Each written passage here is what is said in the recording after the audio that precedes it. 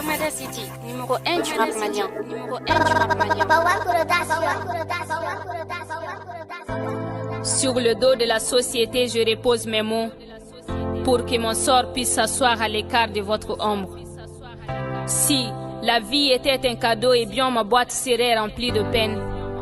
Car on m'a toujours dit que Dieu a créé l'homme fort et la femme faible. Moi, par ma plume, j'ai envie de leur dire qu'ils ont tort. Car malgré la force de l'homme, il n'a jamais donné naissance. Donc honneur aux dames. Longtemps touché par la souffrance de ces dames, j'ai tant fait pencher ma plume pour leur rendre hommage. Beaucoup ne savent pas ce que c'est que devenir femme, puisque le bonheur pour elles n'est que mirage. Donner naissance est source de jouissance, car la stérilité nuit à notre vie. On dit que la femme ne devient mère que si elle donne naissance. Mais faut-il perdre sa vie en donnant vie à une autre vie? Amina était une fille pleine de vie. Son simple sourire donnait envie. Envie de la connaître, de l'approcher et de la chérir.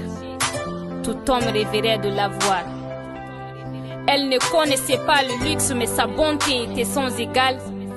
Elle n'avait que le sourire pour plaire, malheureusement son bonheur était imaginaire. Car c'est à l'âge de 14 ans que ses parents l'ont donné en mariage forcé. Son mari était 3 fois plus vieux qu'elle, à son jeune âge ne pouvait parler.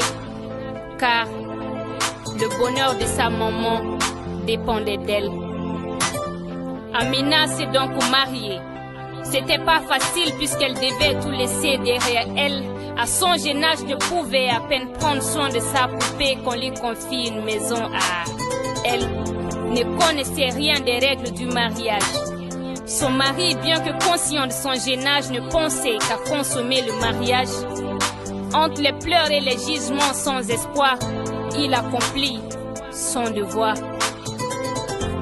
Peu de temps après, la petite Amina tomba enceinte. Son corps n'était pas prêt à concevoir, mais l'envie de son mari se laissait voir. Et la mort était sa plus grande crainte. Après des mois de douleur, Amina était entre la vie et la mort. Elle ne pouvait que pleurer pour son sort, car elle sentait qu'il était déjà l'heure.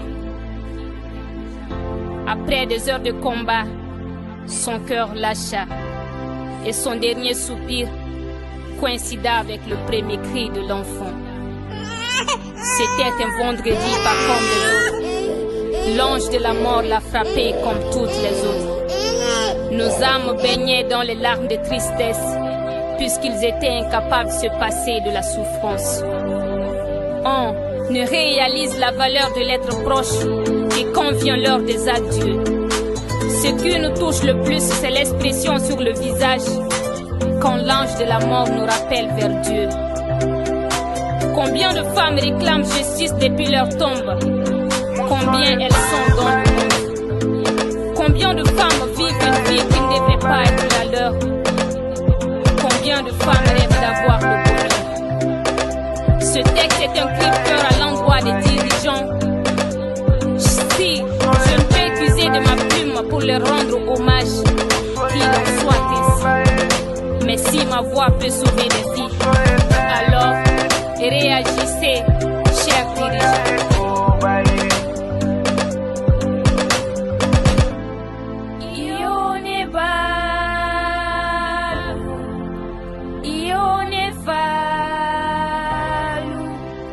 Kodoke